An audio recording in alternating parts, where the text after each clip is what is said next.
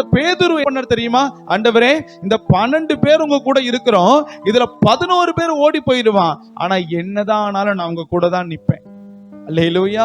இன்னைக்கு நிறைய பேர் நம்ம கூட சொல்லியிருப்பாங்க, சிஸ்டர் ஏம்மா நான் கடைசி வரைக்கும் நான் உங்க கூட இருப்பேம்மா, உன் வாழ்க்கையில என்ன பிரச்சனையா இருந்தாலும் முதல்ல நீ என்ன தேடி வா, நான் உன் கூட இருந்து உன்னை நான் பாதுகாப்பேன். உனக்கு பண பிரச்சனையா என்கிட்ட கேளு, உனக்கு மனசுல பிரச்சனையா நான் உன் கூட இருக்கிறேன், உனக்கு ஏதாவது வாழ்க்கையில சிக்கலா இருக்கா நான் உன் கூட நிக்கிறேன் அப்படின்னு சொல்லிட்டு வாக்குறுதி கொடுத்திருப்பாங்க.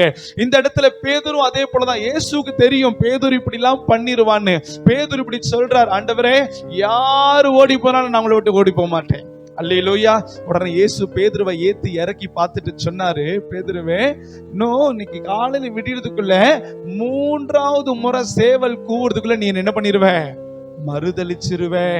அல்லேலூயா.